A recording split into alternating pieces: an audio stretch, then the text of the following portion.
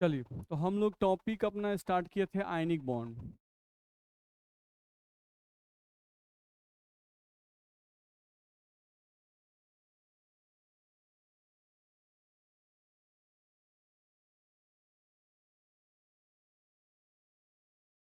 देखा जाए तो आयनिक बॉन्ड आपको हम बता रहे थे। नहीं, तो आयनिक बॉन्ड के बारे में कुछ पॉइंट तो हम बता दिए थे आपको, कुछ एग्जांपल्स भी आपको करा दिए थे, ध्यान रखना है। अब थोड़ा सा हम लोग ध्यान दें तो यहाँ कहा जाता है कि जनरली हम लोग को बताया गया था कि आयनिक बॉन्ड का जो फॉर्मेशन है वो मेटल तथा नॉन मेटल के बीच में होता है। कहाँ होता है? मेटल और नॉन मेटल के बीच में होता है जनरली आयनिक बॉन्ड का निर्माण। ठीक है। अब हम लोग को यहाँ पे ध्यान रखना है कि जो मेटल हैं उनमें से कौन से ऐसे मेटल हैं जो हमेशा आयनिक बॉन्ड का फॉर्मेशन करते हैं, ये जानना जरूरी है। नहीं, तो हम लोग को बोला जाता है कि पीरियोडिक टेबल में ग्रुप 1A तथा 2A के ज्यादातर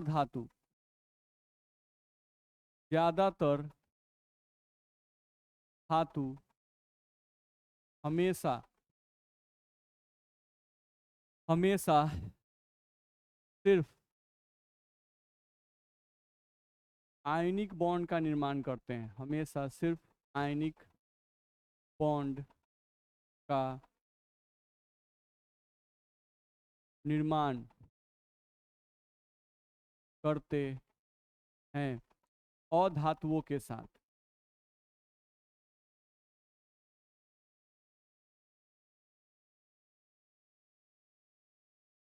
अधातुओं के साथ, ये ध्यान रखना है।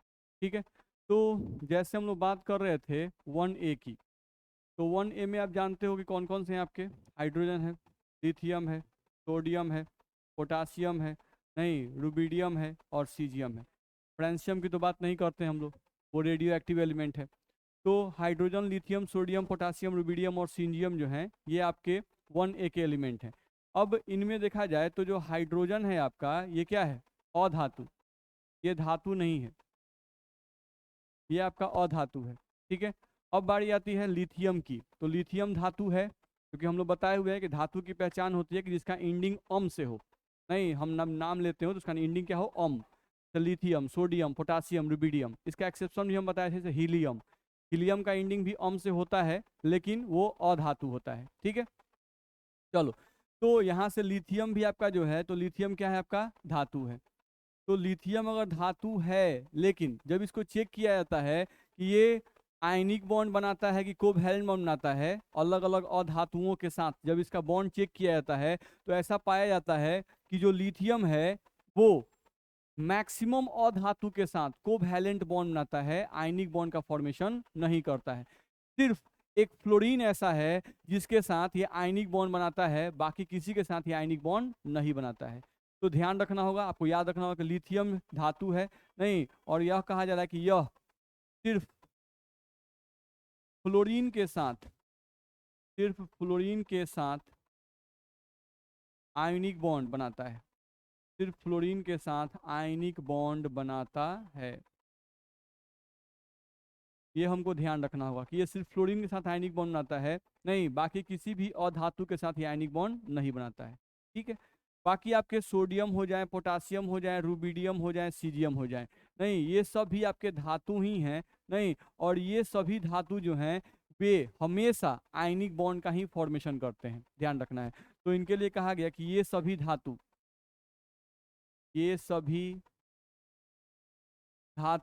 हमेशा अधातुओं के साथ हमेशा अधातुओं के साथ हमेशा अधातुओं के साथ क्या बनाते हैं? आयनिक बॉन्ड बनाते हैं। तो ये बात हमको ध्यान में रखना होगा। ठीक है। चलो, तो ये तो समझ में आ गया कि हाइड्रोजन तो अधातु है। अभी हम लोग धातु की बात कर रहे हैं, तो इसमें धातु कौन है? तो lithium, sodium, potassium, rubidium, cerium सब धातु है। नहीं, इन धातुओं में लिथियम को पहले पकड़े, तो लिथियम को जब पकड़े तो मालूम चला कि लिथियम जो है, नहीं ये सिर्फ फ्लोरीन के साथ आयनिक बॉन्ड बनाता है, बाकी किसी भी अधातु के साथ ये आयनिक बॉन्ड नहीं बनाता है। ठीक है। बाकी धातुओं को जब चेक किया गया अलग अलग धातुओं के साथ आबंध बनवाकर, नहीं तो पाया गया कि ये जितने भी धातु हैं, लिथियम के नीचे जितने भी धातु हैं, ये सभी धातु हमेशा आयनिक बॉन्ड ही बनाते हैं। ये लोग कोवैलेंट बॉन्ड का निर्माण नहीं करते हैं किसी भी अधातु के साथ। ये समझ में आया। अब सेकेंड क्वेश्चन, दूसरा पॉइंट क्या आता है, देखो तो हम लोगों को यहाँ से क्वेश्चन आता है कि लिथियम सिर्फ फ्लोरीन के साथ ही आयनिक बॉन्ड क्यों बनाता है, बाकी अधातु के साथ आयनिक बॉन्ड का निर्माण क्यों नहीं करता है। ऐसा बोला जाता है कि लिथियम सिर्फ फ्लोरीन के साथ, लिथियम सिर्फ फ्लोरीन के साथ आयनिक बॉन्ड बनाता है, बाकी अधातुओं के साथ नहीं। क्यों? बाकी अधातुओं के साथ नहीं। ऐसा क्यों, क्या कारण है इसका, ये बोला गया। नहीं तो हम लोग समझते हैं अच्छे तरीके से। अगर हम लोग देखें तो लिथियम क्या है, धातु। लिथियम क्या है, धातु। और धातु जनरली क्या करता है, इलेक्ट्रॉन का त्याग। नहीं तो कोई भी धातु आयनिक बॉन्ड का निर्माण कब करेगा, कोई भी धातु आयनिक बॉन्ड का निर्माण कब करेगा, जब वो आसानी से इलेक्ट्रॉन का त्याग कर देगा। ठीक है। नहीं तो यहाँ से सवाल ये आता है, आंसर में हमको ये समझ में आता है कि लिथियम आसानी से इलेक्ट्रॉन का त्याग नहीं करता है। लिथियम आसानी से इलेक्ट्रॉन का त्याग, आसानी से इलेक्ट्रॉन का त्याग नहीं करता है। ध्यान रखना है। तो सवाल उठा क्यों आसानी से इलेक्ट्रॉन का त्याग नहीं करता है। नहीं तो हम लोग भी समझते हैं कि अगर हम लोग 1A लें तो लिथियम, सोडियम, पोटासियम, रुबिडियम और सीजियम, जैसे जैसे हम ऊपर से नीचे की ओर आते हैं, ऊपर से नीचे की ओर, तो ऊपर से नीचे आने पर आकार क्या होता है, बढ़ता है। आकार बढ़ता है। तो आकार बढ़ता है यानी कि सबसे बड़ा आकार किसका है, सीजियम का। लिथियम का आकार सबसे छोटा। तो इन सभी में हमको ये पॉइंट मालूम चला कि लिथियम का आकार सबसे छोटा होता है धातुओं में। ये जो धातु है, इस धातु में, इन धातुओं में लिथियम का आकार क्या है, लिथियम का आकार सबसे छोटा होता है 1A ग्रुप में। 1A ग्रुप में ध्यान रखना है। अब अगर लिथियम का आकार छोटा है, ये छोटा परमाणु है, तो इसका इलेक्ट्रॉन और नाभिक के बीच में दूरी क्या हो, कम होगा। नहीं तो यहाँ पर नाभिक पर प्लस चार्ज, इलेक्ट्रॉन पे माइनस चार्ज, अगर इनसे दूरी कम होगा तो आकर्षण बल यहाँ क्या होगा, ज्यादा होगा। अगर आकर्षण बल ज्यादा होगा तो क्या इससे इलेक्ट्रॉन निकालना आसान होगा, नहीं। लिथियम आसानी से इलेक्ट्रॉन का त्याग नहीं करेगा, ध्यान रखना है। इसके आईपी का मान क्या होगा, हाई होगा। आईपी का मान ज्यादा होगा। नहीं तो जैसे ही किसी धातु के आईपी का मान ज्यादा होगा, वो आसानी से इलेक्ट्रॉन का त्याग नहीं करेगा। आसानी से इलेक्ट्रॉन का त्याग नहीं करेगा तो निश्चित रूप से इसके आयनिक बॉन्ड बनाने की प्रवृत्ति कम होगी। मेरी बात समझ में आ रही है। नहीं तो आयनिक बॉन्ड बनाने की प्रवृत्ति कम होगी तो कौन सा बॉन्ड बनाने की प्रवृत्ति ज्यादा हो जाएगी, कोवैलेंट बॉन्ड बनाने की प्रवृत्ति ज्यादा होगी। मेरी बात समझ आ रही है। यानी कि ये शेयरिंग टेंडेंसी जो है वो शो करेगा, इलेक्ट्रॉन का साझा करने वाला प्रवृत्ति ज्यादा दिखाएगा, इलेक्ट्रॉन को त्याग करने वाला प्रवृत्ति कम दिखाएगा। इतना में दिक्कत है। तो कोई भी अगर हमसे पूछता है कि लिथियम जो है वो सिर्फ फ्लोरीन के साथ आयनिक बॉन्ड बनाता है, बाकी और धातुओं के साथ नहीं, तो हमारा कॉन्सेप्ट ये बनता है कि धातु आयनिक बॉन्ड कब बनाते हैं, जब वो आसानी से इलेक्ट्रॉन का त्याग कर सके। नहीं, लिथियम अगर आयनिक बॉन्ड नहीं बनाता है तो इसका मतलब यह निकलता है कि लिथियम आसानी से इलेक्ट्रॉन का त्याग नहीं करता है। लिथियम आसानी से इलेक्ट्रॉन का त्याग क्यों नहीं करता है, क्योंकि लिथियम का आकार छोटा होता है। आकार छोटा होगा तो नाभिक और इलेक्ट्रॉन के बीच में आकर्षण बल ज्यादा होगा, आकर्षण ज्यादा होगा तो इलेक्ट्रॉन का त्याग आसान नहीं होगा, उसके आईपी का मान ज्यादा होगा। आईपी का मान ज्यादा होगा तो निश्चित रूप से इसके इलेक्ट्रॉन त्यागने की क्षमता कम होगी, इसीलिए आयनिक बॉन्ड नहीं बनाता है। दिक्कत है। तो इस क्वेश्चन का आंसर आप डिटेल फॉर्म में लिख के लाएंगे। ठीक है, हम समझा दिए आपको। चलो दूसरे पॉइंट पे आते हैं। अब 1A ग्रुप में हम लोगों को समझ में आ गया कि ये हम लोग का दूसरा पॉइंट आया 1A। तो 1A में मेटल की बात करें तो लिथियम है, सोडियम है, पोटासियम है, रुबिडियम है और सीजियम है। नहीं, इन लोगों में सबसे आसानी से इलेक्ट्रॉन का त्याग कौन करेगा? सीजियम। नहीं, तो ये बात भी याद रखना कि 1A में जो लिथियम है ये तो छटा गया, सिर्फ फ्लोरीन के साथ बॉन्ड बनाता है ना जी, आयनिक बॉन्ड। नहीं, और ये जो हैं ये सभी के साथ बनाते हैं, सभी अधातुओं के साथ। ये भी समझ में आ गया, सभी अधातुओं के साथ, ठीक है, आयनिक बॉन्ड बनाते हैं। नहीं, अब इन लोगों में, इन 1A में सबसे आसानी से आयनिक बॉन्ड कौन बनाएगा? सीजियम। नहीं, तो उसी को घेर के हम बस लिख दिए कि ये सबसे आसानी से आयनिक बॉन्ड बनाएगा, सबसे आसानी से आयनिक बॉन्ड बनाएगा। तो अगर कोई पूछ दिया बाई चांस कि बताओ 1A में सबसे आसानी से आयनिक बॉन्ड कौन बनाएगा, तो सीजियम। कोई पूछता है क्यों सीजियम ही बनाएगा? आईपी का मान कम होगा। नहीं, इसका आकार बहुत बड़ा है, आकार बड़ा है तो इससे इलेक्ट्रॉन निकालना सबसे आसान होगा। चलो समझते हैं। तो ये सबसे आसानी से आयनिक बॉन्ड, सबसे आसानी से आयनिक बॉन्ड बनाएगा। चलिए, तो यहाँ पर हम लोग को समझ में आ गया, इतना में कोई दिक्कत नहीं है। अब दूसरे पॉइंट पे आते हैं, थोड़ा सा ध्यान दें। जैसे 1A में आपका हाइड्रोजन है, क्या है? हाइड्रोजन। हाइड्रोजन क्या है बाबू? अधातु। ध्यान रखना है। हाइड्रोजन के बारे में ध्यान रखेंगे कि हाइड्रोजन जो है ये आयनिक बॉन्ड भी बनाता है और कोवैलेंट बॉन्ड भी बनाता है। ध्यान रहे, हाइड्रोजन के बारे में कहा जा रहा है कि यह आयोनिक बॉन्ड भी बनाता है, या आयनिक बॉन्ड भी बनाता है तथा कोवैलेंट बॉन्ड भी बनाता है, तथा कोवैलेंट बॉन्ड भी बनाता है। ध्यान रखना है, याद रहे कि हाइड्रोजन जो है आयनिक बॉन्ड किसके साथ बनाएगा? 1A के धातुओं के साथ, नहीं, या 2A के धातुओं के साथ। ठीक है, तो याद रहे कि हाइड्रोजन 1A तथा 2A के धातुओं के साथ, 1A तथा 2A के धातुओं के साथ क्या बनाता है? आयनिक बॉन्ड बनाता है। ध्यान रखना है, एक्सेप्ट, एक्सेप्ट मतलब छोड़कर, किसको किसको छोड़कर? एक्सेप्ट लिथियम और बेरिलियम। नहीं, यानी 1A में लिथियम जो है वो तो हाइड्रोजन से आयनिक बॉन्ड नहीं बनाएगा।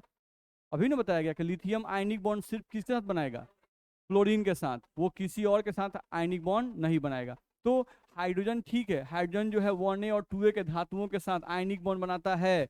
नहीं, लेकिन 1A और 2A में किसको किसको छोड़कर? लिथियम को 1A में छोड़ दीजिए और 2A में किसको छोड़ दीजिए? बेरिलियम को छोड़ दीजिए।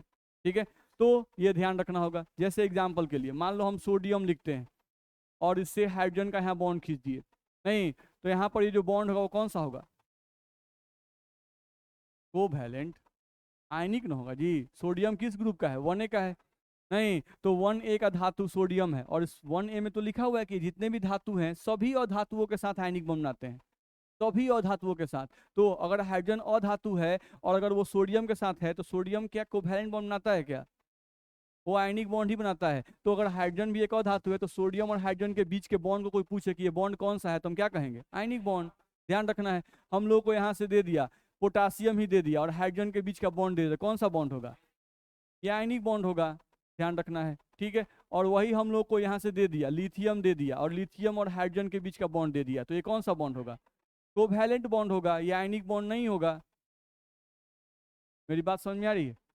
नहीं, तो हमको ध्यान रखना है कि हाइड्रोजन जो है वो लिथियम के साथ आयनिक बॉन्ड नहीं बनाता है, उसके साथ कोवैलेंट बॉन्ड बनाएगा। ठीक है, लिथियम के साथ और किसके साथ? बेरिलियम के साथ। अगर हम बेरिलियम का भी लिख दें, मान लो यहाँ पर बेरिलियम लिख दें, और बेरिलियम की चूंकि वैलेंसी 2 होती है तो वो 2 हाइड्रोजन से कंबाइन करेगा। ठीक है, BH2। तो यहाँ पर वो पूछ दिएगा बाबू बताओ ये बॉन्ड जो है वो कौन सा? आयनिक की कोवैलेंट। तो ये बॉन्ड आपका कोवैलेंट होगा, ये आयनिक बॉन्ड नहीं होगा, जो कि बड़ा कॉमन क्वेश्चन है आपका। जो भी आप केमिकल बॉन्डिंग का जब कॉम्पिटिटिव क्वेश्चन बनाइएगा ना तो उसमें आपको बहुत सारा कॉमन क्वेश्चन है। जैसे कोई भी कंपाउंड दे देगा, बोलेगा द बॉन्ड प्रेजेंट बिटवीन, नहीं, इनके बीच जो आबंध उपस्थित है उस आबंध का प्रकृति है, लिख देगा आयनिक है, सहभाजन है, दोनों है, नहीं, ये बोलता है। ठीक है, तो आपको पहचानने आना चाहिए कि कौन सा बॉन्ड आयनिक है और कौन सा बॉन्ड आयनिक नहीं है, ध्यान रखना है। तो इतना में किसी को दिक्कत? आगे बढ़ सकते हैं, चलिए दूसरे पॉइंट पे आ जाइए, देखा जाए। अब ये तो समझ में आ गया होगा कि लिथियम जो है वो फ्लोरीन के साथ ही आयनिक बॉन्ड क्यों बनाता है, क्योंकि फ्लोरीन क्या है, पीरियोडिक टेबल में सबसे ज़्यादा स्ट्रॉन्गेस्ट या सबसे ज़्यादा इलेक्ट्रोनिगेटिव एलिमेंट है, जिसकी इलेक्ट्रॉन खींचने की क्षमता सबसे ज़्यादा होती है। इस कारण से हम लोग का लिथियम को मजबूरी में फ्लोरीन के साथ आयनिक बॉन्ड बनाना पड़ता है, ध्यान रखना है, क्योंकि लिथियम भाई फ्लोरीन जो है वो स्ट्रॉन्गेस्ट या most electronegative element of the periodic table है। ठीक है, ये ध्यान रखना है। अब चलो 2A की बात करते हैं।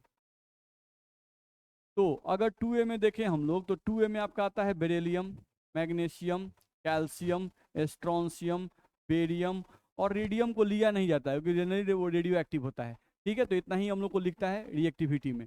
तो बेरिलियम, मैग्नीशियम, कैल्शियम, स्ट्रोंशियम और बेरियम। अब बेरिलियम जो है ये तो धातु है, नहीं इसको चेक किया गया, नहीं बेरिलियम अलग अलग कंपाउंड के साथ बॉन्ड का फॉर्मेशन करता है, नहीं BeCl2, BeF2 बहुत सारा कंपाउंड बनता है। तो इसके बॉन्ड को जब चेक किया गया, नहीं तो इसका एक भी कंपाउंड ऐसा नहीं पाया जाता है जिसमें ये आयनिक बॉन्ड बनाता है।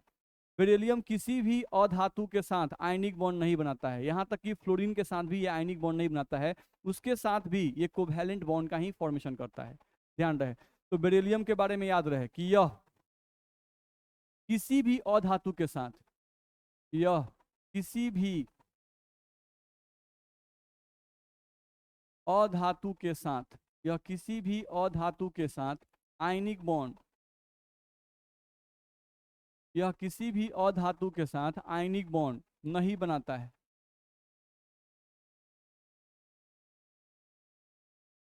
किसी भी अधातु के साथ, यहां तक कि फ्लोरीन के साथ भी आयनिक बॉन्ड नहीं बनाता है भाई, ध्यान रखिएगा। ठीक है, बाकी आपके मैग्नीशियम, कैल्शियम, स्ट्रोंशियम, बेरियम, ये सभी अधातु के साथ आयनिक बॉन्ड बनाते हैं, ये सभी अधातु के साथ, ये सभी अधातु के साथ आयनिक बॉन्ड बनाते हैं।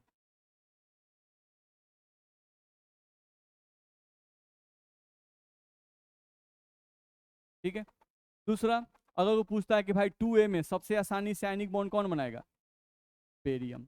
बेरियम यह सबसे आसानी से आयनिक बॉन्ड बनाएगा, यह सबसे आसानी से, यह सबसे आसानी से आयनिक बॉन्ड बनाएगा। तो ये सब रीजन आप समझते हैं। बोलो दिक्कत है इसमें? कोई पूछेगा कि 2A में सबसे आसानी से आयनिक बॉन्ड कौन बनाएगा, बेरियम। साइज बड़ा है भाई, IP कम होगा, इलेक्ट्रॉन आसानी से लॉस करेगा। ठीक है, तो निश्चित रूप से ये सबसे आसानी से आयनिक बॉन्ड बनाएगा। नहीं, चलो अगले पॉइंट पे आ जाए।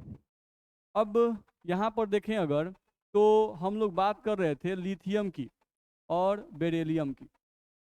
नहीं, लिथियम जो था वो तो कम से कम फ्लोरीन के साथ आयनिक बॉन्ड बना रहा था।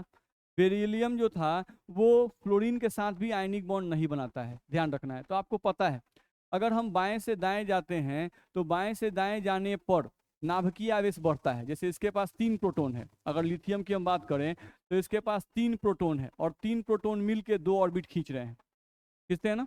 नहीं, बेरिलियम के पास आप देखोगे तो 4 प्रोटॉन है, ऑर्बिट उतना ही है, 2 ही ऑर्बिट है। तो यहाँ पर 3 प्रोटॉन मिलके 2 ऑर्बिट को खींच रहे हैं, और यहाँ पे 4 प्रोटॉन मिलके 2 ऑर्बिट खींच रहे हैं। तो आप बाएं से दाएं जा रहे हो तो नाभिकीय आवेश बढ़ रहा है कि नहीं बढ़ रहा है? बढ़ रहा है। तो आप लिख दिए भाई कि नाभिकीय आवेश बढ़ रहा है। तो अगर नाभिकीय आवेश बढ़ रहा है तो इसलिए हम ये तो बोल ही सकते हैं ना कि आकर्षण बल बढ़ रहा है भाई, कि नहीं बोल सकते हैं? आकर्षण बल बढ़ रहा है। तो अगर आकर्षण बल बढ़ रहा है तो निश्चित रूप से हुआ कि बेरिलियम से इलेक्ट्रॉन को निकालना ज़्यादा मुश्किल होगा। नहीं, यानी बेरिलियम के IP का मान क्या होगा, ज़्यादा होगा। अगर हम IP कंपेयर करते तो हम बोलते ना भाई कि बेरिलियम जो है इसके IP का मान क्या होगा, ज़्यादा होगा, और जो लिथियम है उसके IP का मान क्या होगा, कम होगा। नहीं होगा? IP मतलब क्या, इलेक्ट्रॉन निकालने के लिए जो ऊर्जा प्रदान करते हैं। तो यहाँ पे आकर्षण ज़्यादा है, तो यहाँ इलेक्ट्रॉन निकालने के लिए आपको ज़्यादा ऊर्जा देनी पड़ेगी, यहाँ इलेक्ट्रॉन निकालने के लिए आपको कम ऊर्जा देनी पड़ेगी। नहीं, इसका इलेक्ट्रॉन त्यागने का प्रवृत्ति, इलेक्ट्रॉन त्यागने का प्रवृत्ति बहुत कम होता है। इलेक्ट्रॉन त्यागने की प्रवृत्ति बहुत कम होती है, लिथियम से भी कम है, बहुत कम होती है। नहीं, इलेक्ट्रॉन त्यागने की प्रवृत्ति बहुत कम होती है। क्योंकि अगर कोई कारण पूछता है क्यों इलेक्ट्रॉन त्यागने की प्रवृत्ति कम है भाई, तो एक, नाभिकीय आवेश ज्यादा है, नाभिकीय आवेश ज्यादा है, सही बात है। दूसरा है अस्थाई है, क्योंकि फुलफिल्ड है। तीसरा है कि इसका आकार क्या है, छोटा है। लिथियम से भी इसका आकार छोटा होता है, इसका आकार क्या है, छोटा है। नहीं, हम लोग पढ़े हैं ना भाई कि बाएं से दाएं जाने पर नाभिकीय आवेश बढ़ता है, आकर्षण बल बढ़ता है, आईपी भी बढ़ता है, और बाएं से दाएं जाने पर आकार छोटा होता है। नहीं, आकार छोटा होता है। तो इतने सारे कारण हैं, ध्यान रखना है। बेरिलियम का आकार छोटा है, नाभिकीय आवेश ज्यादा है। नहीं, इन सभी के कारण से इससे इलेक्ट्रॉन निकालना बहुत मुश्किल है। तो फ्लोरीन भी चाह कर भी इससे इलेक्ट्रॉन नहीं निकाल पाता है। नहीं, तो यहाँ पर अगर हमको दे दिया कि BeF2, कोई फॉर्मूला दे दिया, कोई फॉर्मूला दे दिया BeF2, नहीं तो BeF2 का मतलब कि बेरिलियम से कितना फ्लोरीन लगा हुआ है, 2 फ्लोरीन। तो कोई पूछ दिया कि बाबू बताओ ये बॉन्ड आयनिक है कि कोवैलेंट, तो ये बॉन्ड जो होता है वो कोवैलेंट होता है, ये आयनिक नहीं होता है। ध्यान रखना है यहाँ पर, दोनों जो बॉन्ड होंगे वो दोनों बॉन्ड क्या होंगे, कोवैलेंट होंगे। यहाँ कोई भी बॉन्ड आपका आयनिक नहीं होगा। बोलो दिक्कत है? तो ये सब पॉइंट हम लोग को ध्यान में रखना होगा कि कौन सा बॉन्ड जो है आपका आयनिक है और कौन सा बॉन्ड कोवैलेंट है, तो ये क्लियर करना है।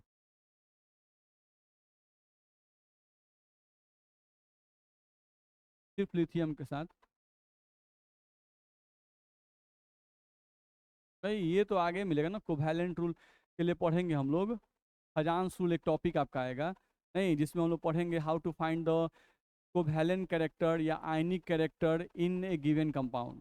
बात समझ में आ रहा है? तो उसके लिए आपको फॉर्मूला पढ़ना पड़ता है, म्यू एक्सपेरिमेंटल बटा म्यू थ्योरेटिकल मल्टीप्लाइड बाई 100। अब म्यू क्या है, तो डाइपोल मोमेंट है, द्विध्रुवीय आघूर्ण है, तो सब पढ़ेंगे तब ना वहाँ पहुँचेंगे। नहीं, ऐसे थोड़ी ना है कि हलवा है कि फट दे कोई चीज़ जान जाएंगे। और एक चीज़ का बड़ा सिस्टम से धीरे धीरे वहाँ पहुँचता है। नहीं, एकाएक हम कोई चीज़ नहीं जान सकते हैं। ऐसा होता तो मम्मी को कहाँ तकलीफ करना पड़ता कहोगा पढ़ाने के लिए, सीधे उठा के 10वां में पढ़े, एकदम पढ़ा के तेज कर दिए रहते, नहीं कर दिए रहते।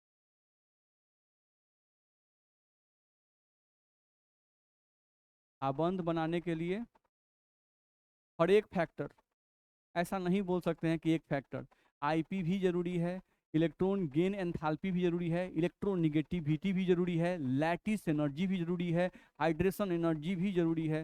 नहीं, बहुत सारी फैक्टर्स के साथ तब स्ट्रांग हो पाता है। आप पढ़ने में, आपका दिमाग तेज है इसलिए आप पढ़ने में तेज हैं, गलत है।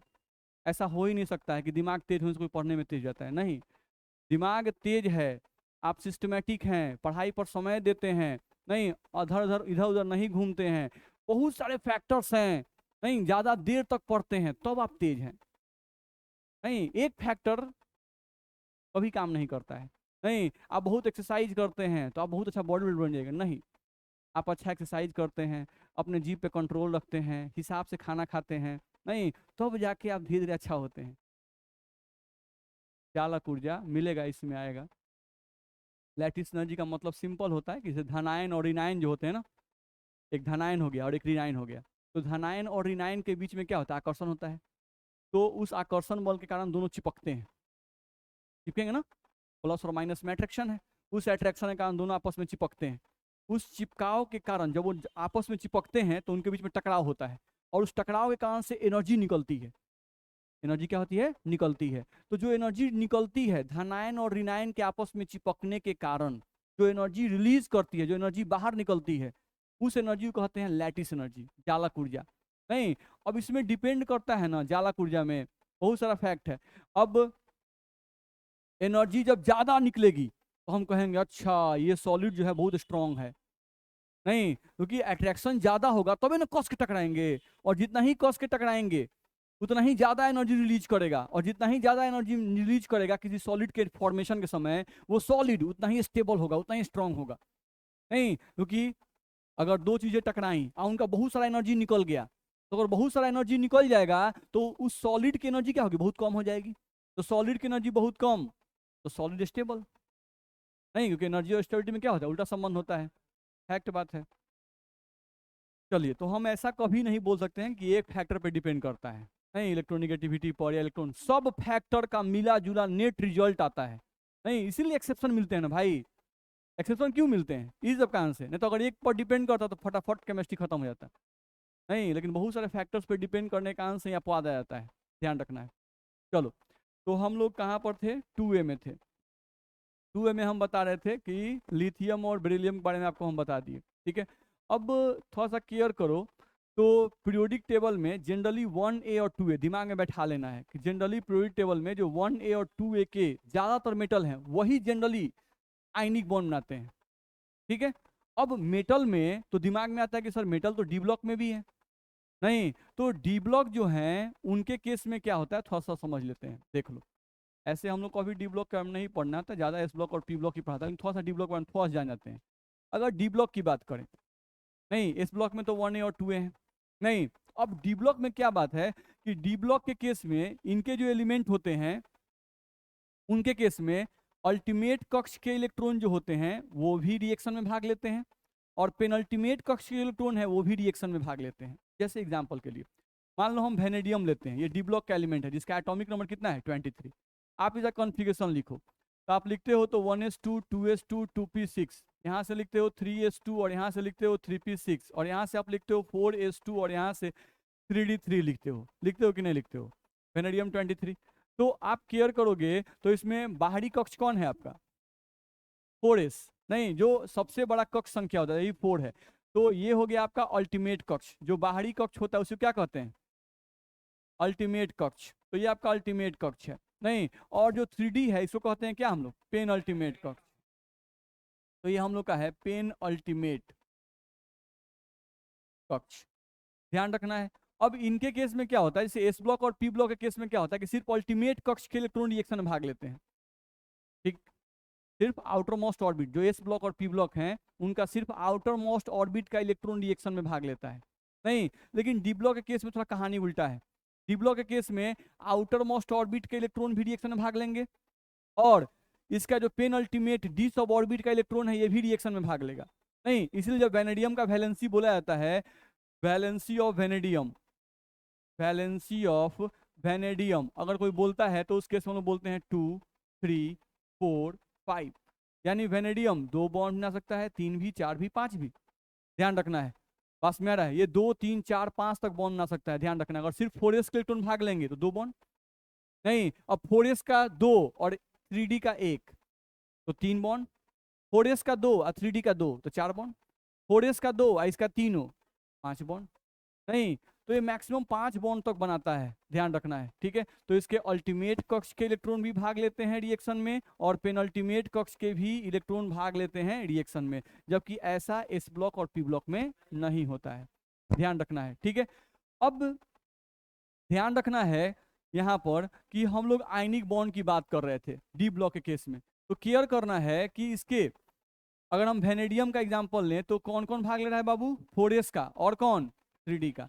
तो केयर करना है, जो 4s के इलेक्ट्रॉन हैं फॉर्म्ड आयनिक बॉन्ड, जो 4s के इलेक्ट्रॉन है वो क्या बनाएंगे?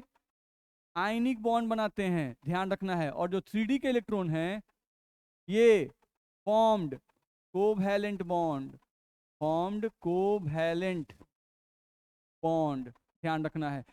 यानी कि इनके पास दोनों प्रवृत्ति पाया जाएगा, ये आयनिक बॉन्ड भी बनाते हैं और कोवैलेंट बॉन्ड भी बनाते हैं। इनके 4s के इलेक्ट्रॉन जब रिएक्शन में भाग लेते हैं नहीं तो वो आयनिक बॉन्ड बनाते हैं, नहीं, और जब 3d के इलेक्ट्रॉन के भाग लेने की बारी आती है तो वो कौन सा बॉन्ड बनाते हैं? Covalent bond. तो आप समझ सकते हो कि ऐसा क्यों होता है, आप भी समझो। यहाँ पर वेनेडियम है, नहीं, वेनेडियम के पास ऑर्बिट कय गो बाबू? 4 गो।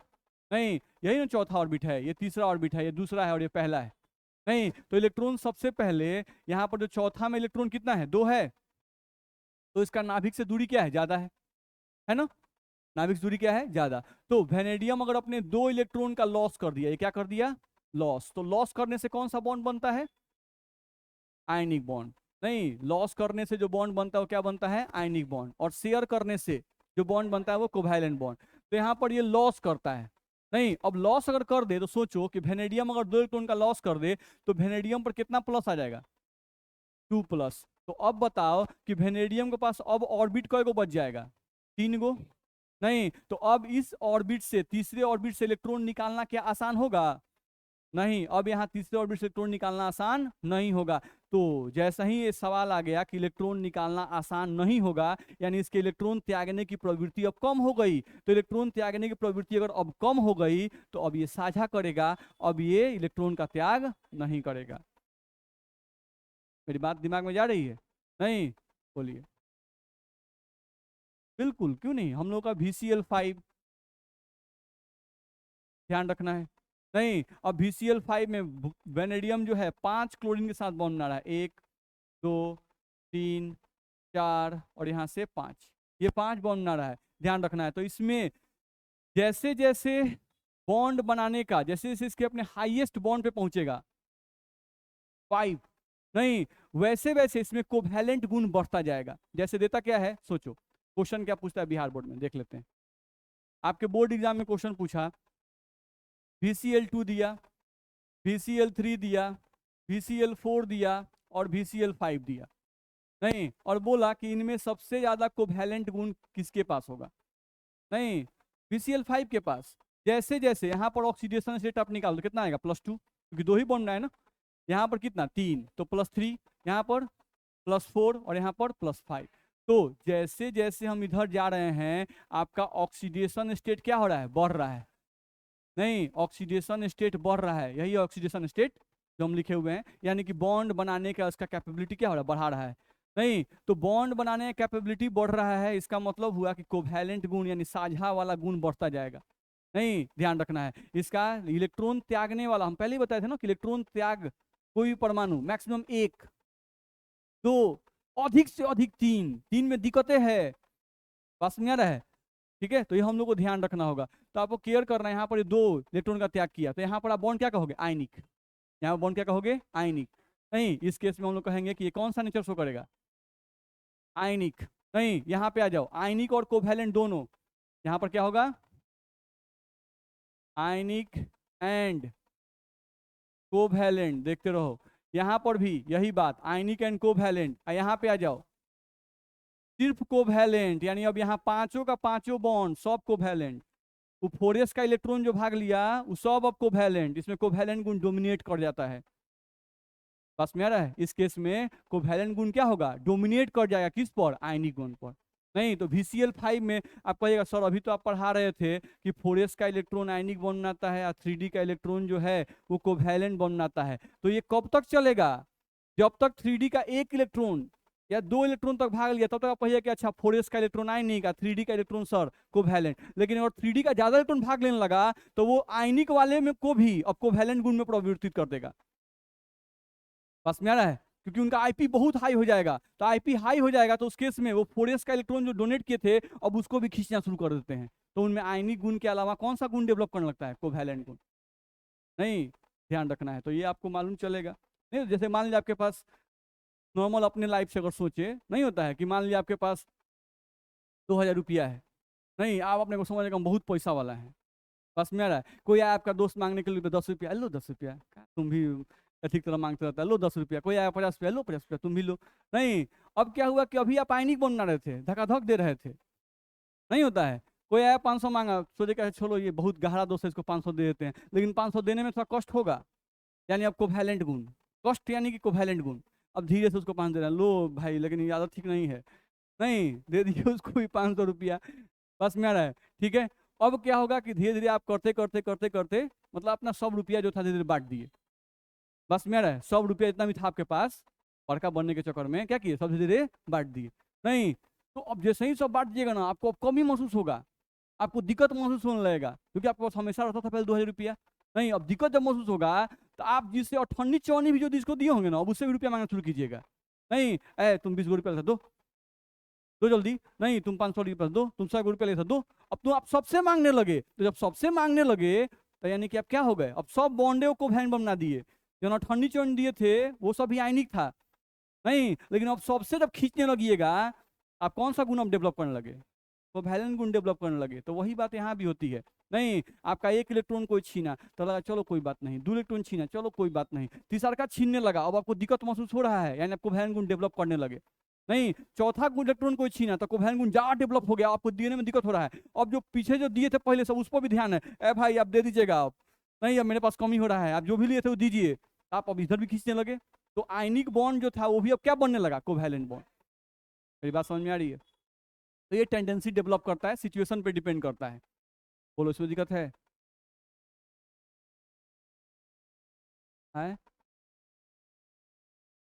ग्रुप 5 भी नहीं, डी ब्लॉक के जितने भी एलिमेंट होंगे ना, नहीं, डी ब्लॉक में जितने भी एलिमेंट हैं सिर्फ जिंक, कैडमियम और जी को छोड़कर, जिंक, कैडमियम और जी, ग्रुप 2b के एलिमेंट, ग्रुप 2b के जो एलिमेंट होते हैं जिंक, कैडमियम और एच जी, नहीं, इनके केस में आप कॉन्फ़िगरेशन क्या लिखते हो, 4s2 3d10, इनके केस में 5s2 4d10, इनके केस में 6s2 5d10 लिखते हो कि नहीं? तो इसका डी का जो इलेक्ट्रॉन है वो रिएक्शन में भाग नहीं लेता है, क्योंकि डी पूरा फुलफिल है ना। नहीं, तो जैसे ही पूरा भर जाएगा, नहीं, डी का इलेक्ट्रॉन रिएक्शन में भाग नहीं लेता है, ध्यान रखना है। एस भी भरा हुआ है लेकिन आयनिक बॉन्ड में भरा हुआ, और एथी से मतलब नहीं होता, और से कोई मतलब नहीं होता है, ठीक है। कोवैलेंट बॉन्ड बनाने के लिए कंडीशन है कि अनपेयर्ड इलेक्ट्रॉन रहेंगे वही कोवैलेंट बॉन्ड बनाएंगे, नहीं, लेकिन आयनिक बॉन्ड बनाने के लिए ये कोई कंडीशन नहीं होता। आयनिक बॉन्ड बनाने के लिए पेयर्ड हो या अनपेयर्ड हो, क्योंकि आपको देना है, नहीं, आपको अपना पेयर्ड नहीं करना है, आपको देना है। तो आपके पास अनपेयर्ड हो यानी अजुड़ा इलेक्ट्रॉन हो चाहे जुड़ा इलेक्ट्रॉन हो, आपको देना है, तो उसमें कोई कंडीशन नहीं होता है। तो 4s के इलेक्ट्रॉन तो यहाँ पे रिएक्शन में भाग लेते हैं, नहीं, 4s के, 5s के, 6s के भाग लेंगे, लेकिन 3d का इलेक्ट्रॉन, 4d का इलेक्ट्रॉन, 5d का इलेक्ट्रॉन जो है बॉन्ड नहीं बनाएगा। मेरी बात समझ में आ रही है? ठीक है, क्यों? क्योंकि इनको क्या बनाना होता है, कोवैलेंट बॉन्ड, और कोवैलेंट बॉन्ड बनाने के लिए कंडीशन क्या है कि अजोड़ा इलेक्ट्रॉन उपस्थित होना चाहिए। तो इनके पास अजोड़ा इलेक्ट्रॉन दिख रहा है? नहीं, पास में आ रहा है। लेकिन आयनिक बॉन्ड बनाने के लिए ये कोई कंडीशन नहीं है कि अजोड़ा इलेक्ट्रॉन होना चाहिए, ये कोई कंडीशन नहीं है आयनिक बॉन्ड बनाने के लिए। तो आयनिक बॉन्ड किनको बनाना है, 4s को, नहीं, तो ये तो जोड़ा हो या अजोड़ा हो, इनको तो भाग लेना ही है, ठीक है। तो जिंक, कैडमियम और जी, ये कौन सा बॉन्ड बनाएंगे, आयनिक बॉन्ड, डी ब्लॉक में, ध्यान रखना है, ठीक है। बाकी जितने भी हैं उनके, जिनके भी दिमाग में बैठा लो, जिनके भी अल्टीमेट कक्ष के इलेक्ट्रॉन और पेनल्टीमेट कक्ष के इलेक्ट्रॉन भाग लेंगे, वो आयनिक बॉन्ड भी बनाएंगे और कोवैलेंट बॉन्ड भी बनाएंगे। दिक्कत है? आगे बढ़ सकते हैं? चलो, तो हम लोग को समझ में आ गया, इतना में दिक्कत नहीं है। चलो आगे बढ़ो। अब पीरियोडिक टेबल में तुम जैसे ही आगे बढ़ोगे, एस ब्लॉक समझ गए हम लोग, टी ब्लॉक भी थोड़ा बहुत समझ गए, नहीं, अब हम लोग आते हैं पी ब्लॉक में। तो पी ब्लॉक में देखा जाए तो नॉन मेटल्स की संख्या बहुत ज़्यादा है, नहीं, उसका उसमें मेटलवाइड्स भी हैं, नहीं, और उसका उसमें मेटल्स भी हैं। तो पी ब्लॉक जो है उसमें पूरा खिचड़ी है, मेटल्स, नॉन मेटल्स, मेटलवाइड्स तीनों होते हैं, ध्यान रखना है। नॉन मेटल्स की संख्या ज़्यादा होती है। हम लोग बात किसकी कर रहे हैं, मेटल्स की, नहीं, कि कौन से मेटल आयनिक बॉन्ड बनाएंगे नॉन मेटल के साथ, ठीक है। तो यहाँ पर हमको क्या ध्यान देना है, पी ब्लॉक में ज़्यादातर जो मेटल हैं, ज़्यादातर जो मेटल हैं वो जनरली कोवैलेंट बॉन्ड ही बनाते हैं। ज़्यादातर जो मेटल हैं वो कौन सा बॉन्ड बनाते हैं, कोवैलेंट बॉन्ड बनाने की ही टेंडेंसी रखते हैं, ध्यान रखना है। हम लोग जैसे जैसे पीरियोडिक टेबल में बाएं से दाएं जाएंगे, कोवैलेंट बॉन्ड बनाने की टेंडेंसी, कोवैलेंट बॉन्ड बनाने की टेंडेंसी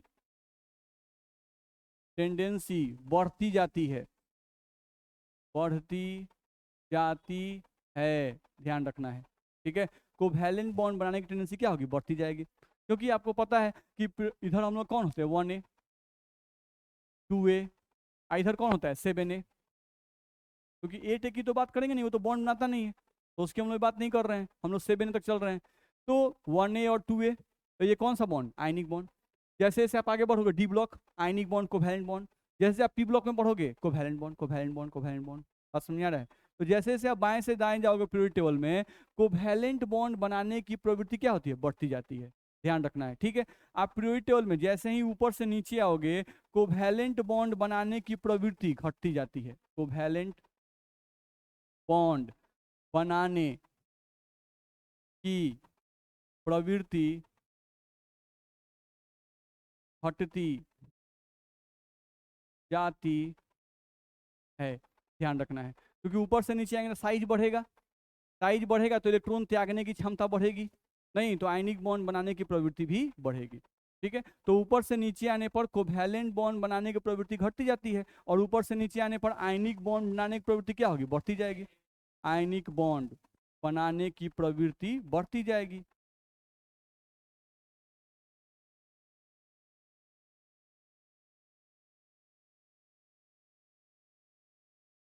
बोलो, इसमें दिक्कत है? कह सकते हैं कि नहीं कह सकते हैं? कोई परेशानी? तो ये बात हम लोग को ध्यान में रखना होगा। अब एक बड़ा कॉमन आता है, नहीं इनके अलावा एक हम लोग को बहुत कॉमन आता है एल्युमिनियम, नहीं जिसको हम लोग को ध्यान रखना होगा। एल्युमिनियम भी मेटल में बहुत ज़्यादा यूज में आता है। तो एल्युमिनियम के बारे में ध्यान रखना होगा कि एल्युमिनियम जो है ये सिर्फ क्लोरीन के साथ और ऑक्सीजन के साथ आयनिक बॉन्ड बनाता है, बाकी किसी भी अधातु के साथ ये आयनिक बॉन्ड नहीं बनाता है। ध्यान रखना है, एल्युमिनियम सिर्फ क्लोरीन तथा ऑक्सीजन के साथ आयनिक बॉन्ड बनाता है। ध्यान रखना है।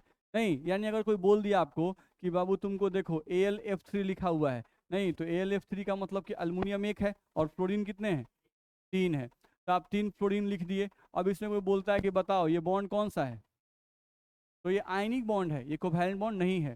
ध्यान रखना है। वही हमको यहाँ से लिख दिया AlCl3, देख लो AlCl3 लिख दिया। नहीं अब यहाँ पे कौन सा बॉन्ड है, कोवैलेंट। ये बॉन्ड जो है वो कौन सा बॉन्ड है बाबू, कोवैलेंट बॉन्ड है। ध्यान रखना, ये आयनिक बॉन्ड नहीं है, ये कोवैलेंट, ये भी कोवैलेंट। बात समझा रहे ना? तो ये कोवैलेंट बॉन्ड होगा, अब ये आयनिक बॉन्ड नहीं होगा। वही आप ऑक्सीजन के साथ लिखो Al2O3, अल्युमिनियम ऑक्साइड Al2O3। तो Al2O3 में क्या होता है, 2 एल्युमिनियम होते हैं, है ना, 2 एल्युमिनियम, और ऑक्सीजन कितने, 3, 1 2 और 1 3। ध्यान रखना है। नहीं एक ऑक्सीजन कितना बॉन्ड बनाता है, 2 बॉन्ड, 2 बॉन्ड। एक ऑक्सीजन कितना बॉन्ड, 2 बॉन्ड होगा, होगा ना जी। यहाँ पर अगर एक्चुअल दिखाए जैसे दिखा देते हैं, एरो से दिखाए तो ज़्यादा अच्छा रहेगा, होगा ऐसा। ठीक है। तो एक अल्युमिनियम का इलेक्ट्रॉन कितना होता है, 3। ये समझ में आता है ना? एक अल्युमिनियम का इलेक्ट्रॉन कय गो, एगो, दूगो, 3 गो। तो एगो इसको दिया, एगो इसको दिया, एगो इसको दिया, 3 गो। ऑक्सीजन के पास कय गो होता है, 6 गो, 2 2 4 और 2 6, तो 6 गो है इसके पास, 2 गो मिल गया तो 8 नहीं पूरा हो गया।